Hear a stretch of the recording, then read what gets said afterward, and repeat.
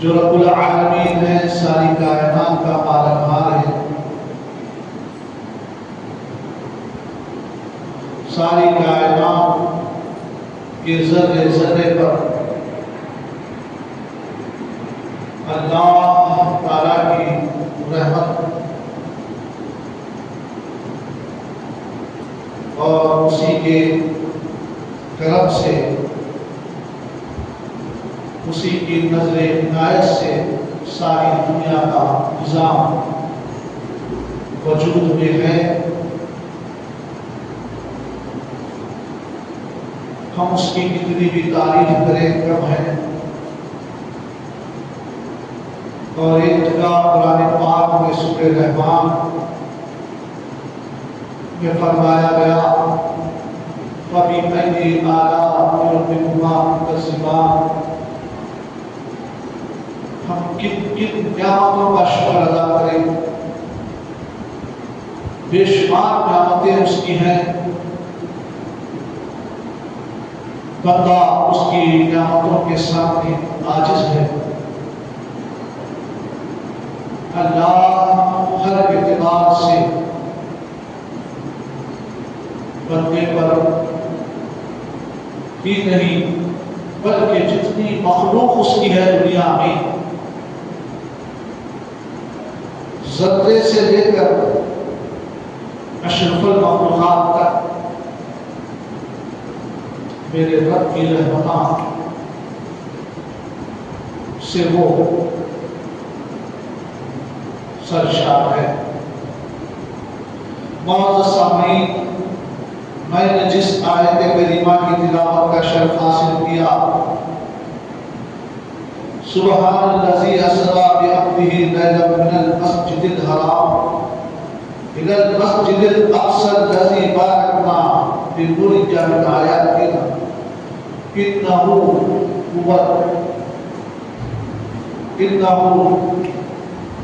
سمیع البصیر۔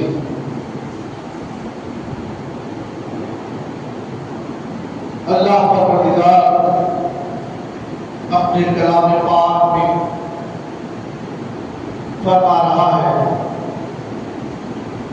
وہ پاک ذات، اللہ مبارک پاک ذات جو اپنے بندے کو شب کے وقت مسجد حرام سے مسجد اقصی تک جس کے ارد گرد ہم نے برکتیں رکھی ہیں لے کے، تاکہ ہم ان کو اپنے کچھ عجائبات دکھائیں۔ بے شک اللہ بڑا سننے والا، بڑا دیکھنے والا ہے۔ معزز سامعین، آج کا دن بڑا عظیم دن ہے، اس کی نسبت سے میں نے اسی آیت پاک کو اپنا موضوع بنایا جس میں حضور نبی کریم صلی اللہ علیہ وسلم کو معراج ہوئی۔ معزز سامعین، بزرگوں، عزیز دوستوں، جیسا کہ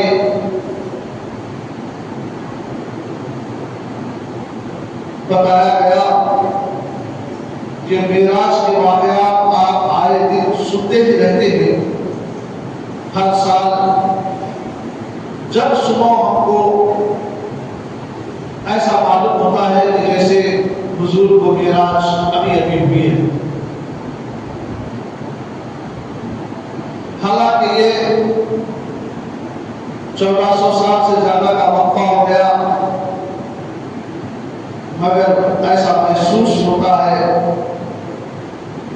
کہ حضور صلی اللہ علیہ وسلم کی معراج کا واقعہ ہمیشہ تر و تازہ ہمارے سامنے آتا ہے۔ کیوں نہ آئے کہ جس کی تعریف خالق کائنات نے کی ہے، اللہ جس کی تعریف کرتا ہے تو وہ ہمیشہ ہم کو ایسے ہی محسوس ہوتا ہے جیسے کوئی لذیذ چیز کے کھانے سے زبان مزہ لیتی ہے، اسی طریقے سے اللہ کے پیارے حبیب صلی اللہ علیہ وسلم کا تذکرہ اور قرآن پاک کی تلاوت جب سنتے ہیں تو ہمارے کان میں لذت محسوس کرتے ہیں۔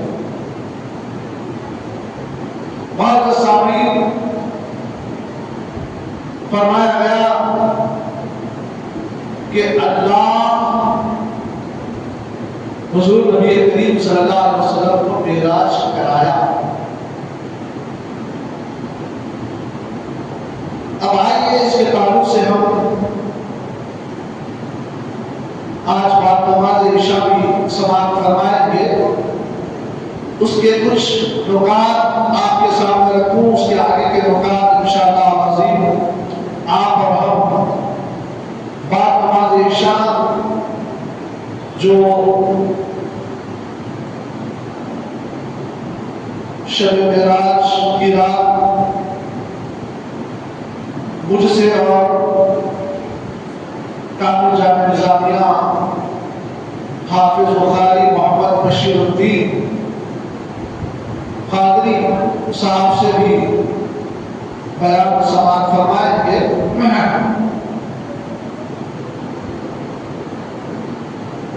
جمعے کے خطاب میں اتنا وقت نہیں ہوتا کہ آپ کے سامنے پوری تفصیل کے ساتھ واقعات معراج رکھے جائیں اور اس طریقے سے حضور صلی اللہ علیہ وسلم کے پورے اس واقعات کو کوئی عالم دین آج تک بیان کر بھی نہیں پایا۔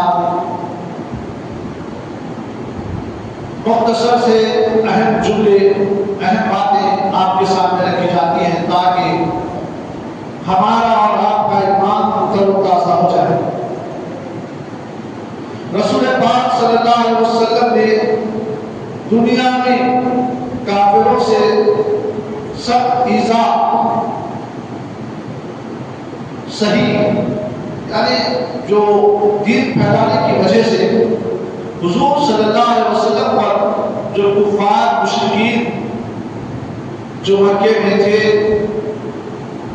بڑی تکلیفیں پہنچاتے تھے، آپ بہت پریشان کرتے تھے۔ آپ بظاہر ہم کو دین پہ عمل کرنے سے کوئی ستاتا نہیں، مگر شیطان بڑا ستاتا ہے ہمیں۔ شیطان ہمیں بات اور نصیحت کی طرف پہنچنے نہیں دیتا، سننے نہیں دیتا، قرآن پڑھنے نہیں دیتا، بڑوں کی تعظیم کرنے نہیں دیتا۔ بے شمار اس کے ہم کرتے ہیں جس کے ذریعے سے انسانوں کو بھٹکاتا ہے، اور اس وقت کافر مشرکین حضور کو ستاتے تھے، آج اس سے بڑھ کر شیطان ہمیں ستا رہا ہے۔ دین سے دوری، یہ سب چیزیں کیا ہے؟ اللہ کی گھروں کو آباد نہ کرنا، یہ سب چیزیں کیا ہے؟ اگر آپ فکر کریں گے، دین کو ترجیح دینا، اہمیت دینا، دینی باتوں کو اہمیت دینا، اس سے روکتا ہے۔ ہم سمجھتے ہیں ہم نہیں پہنچے، تم کون نہیں پہنچنے والے، شیطان تمہارے کو پہنچاتا نہیں وقت پہ۔ میں نماز نہیں پڑھا، تم کون؟ نفس میں شیطان بیٹھا ہوا ہے، وہ کہیں تو کہیں ہماری مجبوریاں، ہمارے معاملات کو ایسے کر دیتا ہے جس کی وجہ سے ہم بارگاہ خداوندی میں پہنچ نہیں پاتے، وہاں سے نصیحت سن نہیں پاتے۔ وقت کی خلت بتاتا ہے، ارے اتنا جلدی جا کے کیا کرتا، میں تمہارا کام پر بھوٹ ٹائم کرتا بھی۔ اگر جلدی جا کے بیٹھا مسجد میں تو اس کو ہر سانس کے بدلے میں نیکی ملتی، تو شیطان ہوتا ہے جانے نہیں جاتے مسجد کو، آخری وقت میں جانا ہے نہیں۔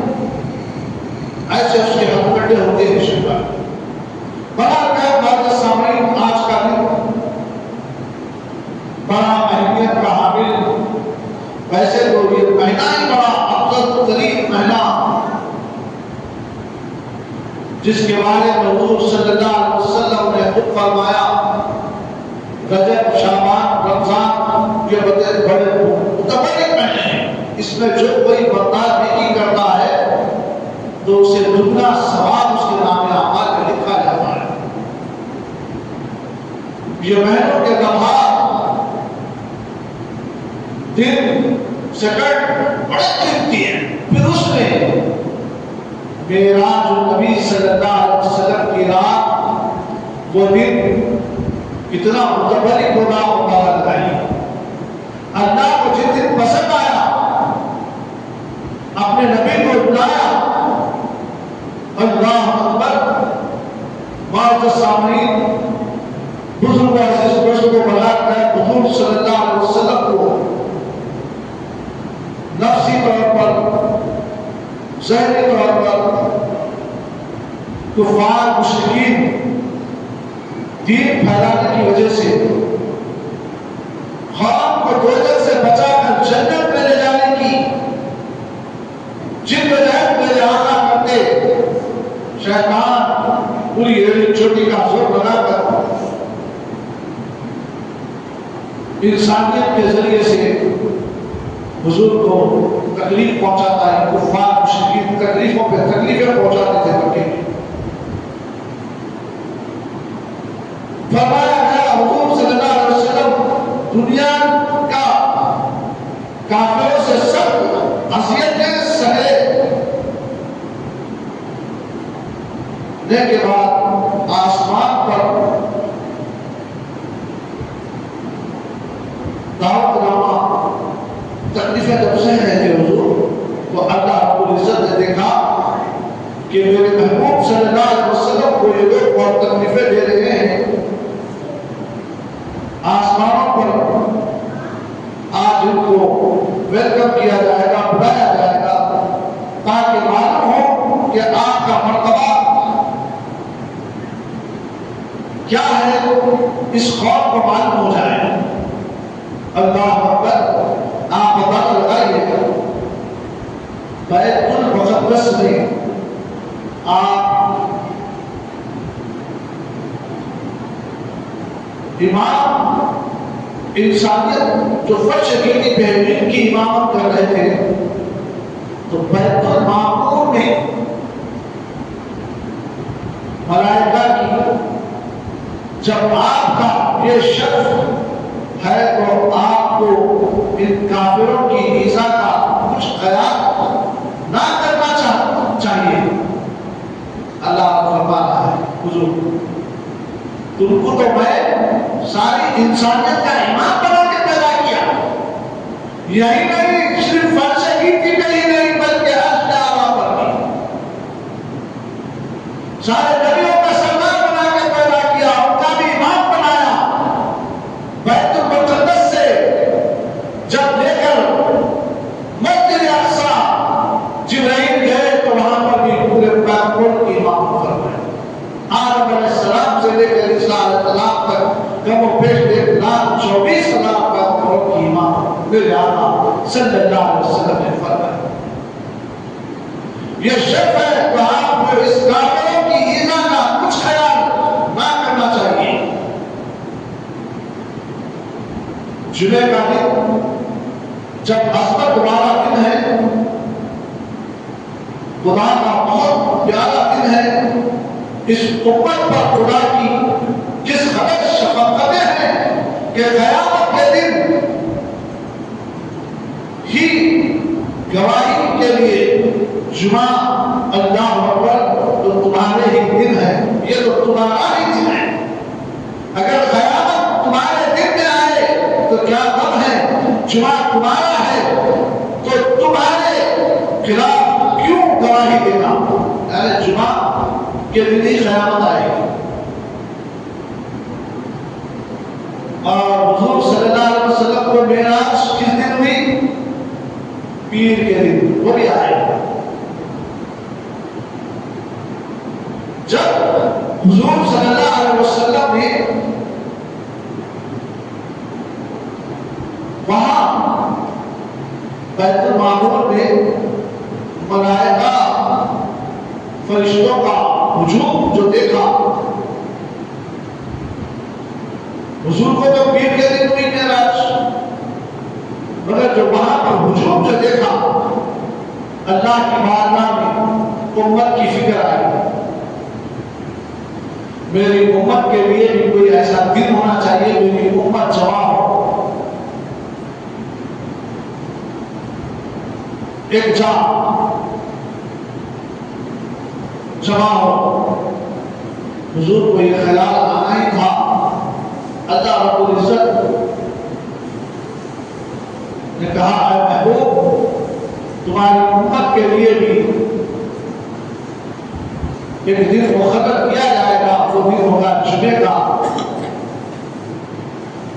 اور جو بھی جمعے کے دن عبادت ریاضت مجاہدے کریں گے، ذکر اللہ کریں گے، یہ دن ان کے لیے کل گواہی کا باعث بنے گا۔ دنیا میں جو گواہ دیے جاتے ہیں، آخر اس کی نسبت کہاں سے ہے؟ اگر آپ دیکھیں گے تو اس کا تعلق بھی جو انسانوں نے قانون بنایا، اگر آپ دیکھیں گے بے شمار ایسی چیزیں قانون کے اندر، اگر اسلام کے بتائے گئے اصولوں کے مطابق اگر قانون پہ چلا تو دنیا میں امن قائم ہو سکتا ہے۔ دو گواہ آج بھی دیے جاتے ہیں، کوئی عدالت میں دو گواہ ہونا ہوتے ہیں۔ اللہ نے مخلوق کے لیے دو دن گواہ بنا دیے، ایک پیر کا دن ہے، جمعے کا دن۔ اللہ کی بارگاہ میں ہمارے نام اعمال پیش کیے جاتے ہیں۔ معزز سامعین، باہر گئے پیر کے دن کو بھی بہت سی بزرگی عطا کی گئی، جیسے جمعے کو عطا۔ سرور کون و مکان صلی اللہ علیہ وسلم آخر پیر کے دن کی بزرگی کیوں؟ جمعہ تو جمعہ ہے، عید المومنین ہے، لوگ جمع ہوتے ہیں، عبادت ریاضت مجاہدے کرتے ہیں، آخر پیر کو بزرگی کیوں دی گئی؟ پیر کو امت مسلمہ کا گواہ حشر کے دن کیوں بنایا گیا؟ اللہ اکبر! آپ اندازہ لگائیے، سرور کون و مکان صلی اللہ علیہ وسلم کی پیدائش پیر کے دن ہوئی، حضور صلی اللہ علیہ وسلم دنیا میں تولد ہوئے، رحمت کا پیغام لے کر ساری دنیا پہ چھا گئے، یہ پیر کے دن رحمت خداوندی دنیا میں نازل ہوئی۔ حضرت کو نبوت پیر کے دن ملی، اور فرمایا گیا ہجرت کا حکم حضور کو پیر کے دن ہوا۔ خانہ کعبہ سے مدینے کی طرف جو ہجرت کی حضور نے، وہ بھی دن پیر کا تھا بتایا گیا۔ اور پھر حضور صلی اللہ علیہ وسلم جو پتہ فرمائے ظاہری طور پر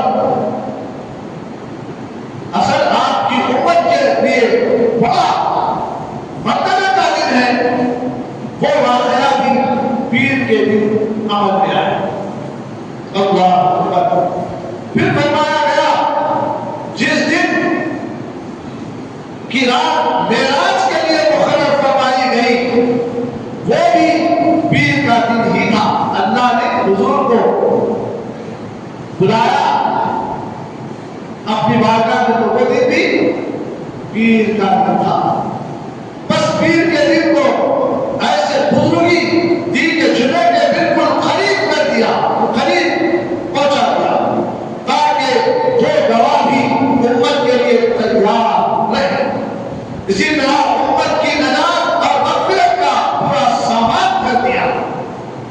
ہفتے میں 2 دن اور 2 راتیں اس امت کے کالے کرتوتوں کو، کالے اعمال کو نورانی بنا دیتی ہے، تاکہ قیامت کے دن امت کو نور علی نور بنا کر غیروں کے سامنے لایا جائے۔ امت کی رائی ذرہ ذرہ برابر کی نیکی، نیک اعمال ان دنوں کی برکت سے نیکیوں کے پہاڑ ہو جائیں گے۔ جمعے کے دن اگر عمل کرے، پیر کے دن عمل کرے، تو کیا بتایا جا رہا ہے؟ رائی کے دانے کے برابر ذرہ، رائی سے بھی کم ہوتا ہے ذرہ، اس کے برابر بھی اگر نیک عمل کریں گے تو بتایا جا رہا ہے اس اعمال کو پہاڑوں کے مانند بنا دیا جائے گا حشر میں۔ اللہ اکبر۔ اب چھوڑو پیر کے دن، جمعہ کے دن کو بھی آپ دنوں کی طرح اگر لیتے ہیں تو پھر ان کا کیا حال ہوگا؟ جب انعام اتنا ہے تو پھر انعام کے ساتھ اپوزیشن جو رہتا ہے، اس کا اپوزٹ جو رہتا ہے اتنا ہی بھاری ہوتا ہے۔ اگر آپ اور ہم اگر جمعے کے دن کو اگر ایسا ہی ایزی لے لیں گے، چھوڑو آپ دنوں کی طرح دن ہے، یہ بھی پیر بھی آپ دنوں کی طرح دن ہے، تو کیا ہوتا ہے؟ بہت برا انجام ہوگا۔ یہی وجہ تھی کہ پیر کی رات شب معراج کے لیے مقرر فرمائی ہے۔ مکہ معظمہ سے بیت المقدس اور وہاں سے آسمان پر لے جانے کے لیے جو باریک باتیں تھی آپ کے سامنے ابھی کچھ رکھی گئی، اور بھی بہت کچھ ہے، میں نے مختصر انداز میں آپ کے سامنے رکھی، وہ پر گزر چکی ہے۔ اب لنُرِیَ مِنْ آیاتنا کی تفسیر کرنا، اس کے بارے میں بھی کچھ سوال فرما لے۔ معراج میں بہت سی حکمتیں ہیں، جن میں سے تھوڑی سی اوپر آ چکی ہے، پھر جاری اور بھی حکایتیں آپ کے سامنے آ رہی ہیں۔ لنُرِیَ مِنْ آیاتنا، واقعہ یہ ہے کہ ایک دن حضور صلی اللہ علیہ وسلم کا ایک جگہ سے گزر ہوا، مکہ میں ایک جگہ سے گزر رہے تھے حضور، گزر ہوا، وہاں ابو جہل بیٹھا ہوا تھا۔ یہ آپس میں رشتہ تھا بے شمار، مکہ میں حضور کے رشتہ دار بھی تھے، اسلام نہیں لائے، وہ اپنی جگہ ابو جہل بھی اسلام نہیں لائے۔ ابو جہل حضور کو دیکھا بیٹھا ہوا تھا، دیکھتے ہی آپ اٹھ کے کھڑا ہو گیا، کھڑے ہو کر کے عاجزی کے ساتھ، نفسانی کے ساتھ حضور کے پاس پہنچا، پہنچ کر کہا میرے گھر چلیے، تشریف لے چلیے۔ حضور کا ہاتھ پکڑ کر اپنے گھر لے گیا، کیونکہ حضور دین کا کام کر رہے تھے، دین کی آبیاری ہو رہی تھی۔ ابو جہل کو پسند نہیں تھا، ابو جہل کا ایک مکے میں روک دبدبا تھا، یہ پسند نہیں کرتا تھا۔ تو حضور صلی اللہ علیہ وسلم کو جیسا ہی دیکھا، اکیلے آ گئے، انہیں بھی گلا بیٹھا ہوا تھا، فوری اٹھا، فوری حضور کے قریب پہنچا، حضور کو بڑے ہی اچھے انداز بات کرا کر کے ہاتھ پکڑ کے اپنے گھر میں لے گیا۔ اپنے گھر میں ایک ایسے کمرے میں لے کے گیا جہاں پر بہت سارا سونا، چاندی، ہیرے، جواہرات، ریشم، پیسہ بہت سارا بنا تھا۔ حضور کو بتا کر کہا کہ یہ رشتے میں چاچا بھی ہونا تھا۔ داخل ہو کر یہ چیزیں سب دکھائی تاکہ آپ کو معلوم ہو جائے کہ ابو جہل کے گھر کو میرے گھر سے کچھ مناسبت نہیں ہے، اس کا گھر فانی ہے، میرا گھر باقی رہنے والا ہے۔ رب نے کہا محبوب کو یہ بات، اے محبوب، اس کے گھر میں تم جو چیزیں دیکھے ہو یہ تو سب فنا آنے والی ہے، بے شمار پیسہ، ہیرے، جوہرات، سونا، چاندی، الا بلا سب بتایا۔ بتا کے بتا کیا غربت والی زندگی بسر کرتے ہو؟ میں یہ سب چیزیں دیتا ہوں تمہارے، یہ سب چیزیں تو چھوڑ دو، وہ دین جو تم لے کے آئے ہو گیا اس کو چھوڑ دو، اور یہ سب چیزوں سے تمہیں نماز ہوگا۔ کیونکہ حضرت ابراہیم علیہ السلام، حضرت اسماعیل علیہ السلام کے بعد کا جو وقفہ تھا مکے میں بہت دور کا وقفہ تھا. حالانکہ بنی اسرائیل میں پیغمبر آ رہے تھے ادھر سے حضرت عیسیٰ علیہ السلام تک. پھر حضرت عیسیٰ علیہ السلام کے بعد جو وقفہ گزرا وہ بڑا وقفہ تھا. اس میں خواب پوری بھٹک گئی. اگر آپ مسلسل نیک لوگوں کے ساتھ آپ کا رابطہ رہے گا, آپ اس جماعت کے ساتھ رہیں گے, اس مسلک کے ساتھ رہیں گے, ان لوگوں کے ساتھ رہیں گے, ان نمازیوں کے ساتھ رہیں گے, ان نیکوکار لوگوں کے ساتھ رہیں گے, تو خود بخود انسان کے اندر وہ چیزیں پائی جاتی ہیں. آپ دنیا میں دیکھیے نا, انسان کیا کرتا, سوسائٹی اچھی دیتا, ارے وہ مہینے میں بہت خراب لوگ آ رہے تھے, وہ مہینے میں نہیں جانا, وہ گلی میں نہیں جانا, بہت خراب لوگ آ رہے تھے, وہ میرے بھی بچے خراب ہو جائیں گے, سوسائٹی خراب ہو جائے گی, مہینے میں جانے سے ڈرتا, پیسے والا رات کو وہاں سے خالی کر کے دوسری طرف چلے جاتا, مجبور رہا تو رہ جاتا بیچارہ. تو کیا پتا چلتا ہے اس سے سوسائٹی کا, معاشرے کا, لوگوں کا اثر ہوتا ہے لوگوں پہ.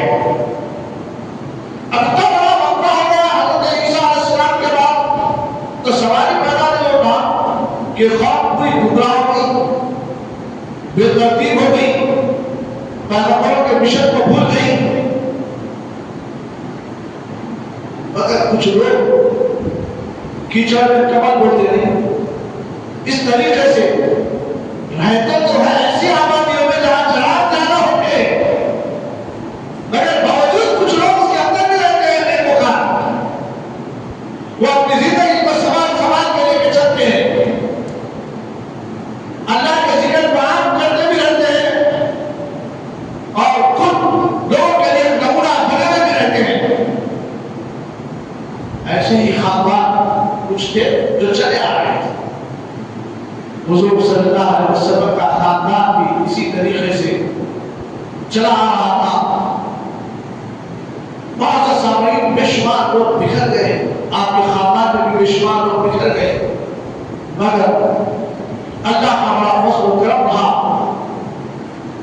کہ ادھر حضرت اسماعیل, حضرت ابراہیم علیہ السلام کی نسلوں میں سے جو خاندان آ رہا تھا, نبی نہیں آ رہے تھے, ادھر نبیوں کا سلسلہ تھا, ادھر نبیوں کا سلسلہ نہیں تھا.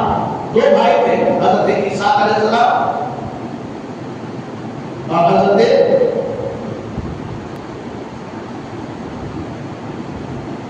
اسماعیل علیہ السلام. عیسیٰ علیہ السلام, حضرت اسماعیل علیہ السلام, یہ دونوں بیٹے تھے. یہ دونوں بیٹوں سے, ایک بیٹے سے حضرت عیسیٰ علیہ السلام تک, حضرت عیسیٰ علیہ السلام سے یہ سلسلہ چلا.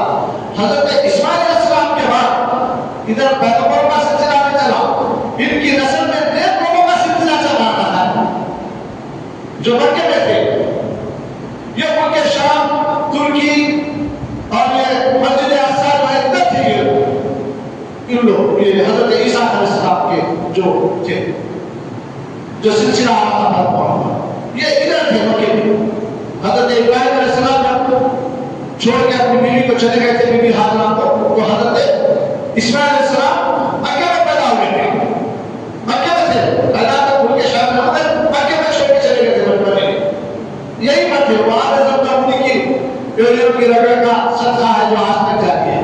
بڑا پہلے سے خاندان آ رہا تھا, اس میں بڑے شریف لوگ بھی آ رہے تھے, مقتدر ہو رہے تھے.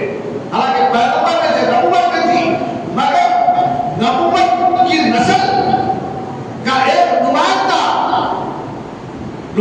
عالم سرکار مدینہ صلی اللہ علیہ وسلم ان پشتوں میں منتقل ہوتے آ رہے تھے. اسی لیے حضرت عبدالمطلب ایسا ہوتے ہوئے حضرت عبداللہ رضی اللہ عنہ کی پشت حضور صلی اللہ علیہ وسلم تشریف لائے, اور یہ بالکل شریف خاندان تھا. ان کے اندر جو بکھرے ہوئے جو درد تھے وہ بڑھتے رہتے. حضور صلی اللہ علیہ وسلم جب جوان میں دعوت کا نظم دینے لگے تو دشمن ہو گئے, دار و جوہر بتانے لگے, تم چھوڑو اس مذہب کو, اس دین کو چھوڑو, ان کو بتانے لگے لجا کر. ہم تو یہ نہیں کہ کہنے لگے ہم اچھے سے اچھے لڑکیوں سے تمہارے بیاہ کرائیں گے, شادی کرائیں گے, بہت ساری دعوتیں دی گئی. اب تو یہ نہیں, سرکار مدینہ صلی اللہ علیہ وسلم نے کہا تم ایک ہاتھ میں چاند, ایک ہاتھ میں سورج میں رکھیں گے تو بھائی یہ دین سے ہٹنے والا نہیں، یہ حق دین ہے، یہ اللہ کا دین ہے، لوگوں تک پہنچانے والا۔ اب مجھے ہمیں کھا دے گا یا کہ بتا کے بنا چھوڑ دو، میں آپ یہ دوں آپ وہ دوں۔ اسی رات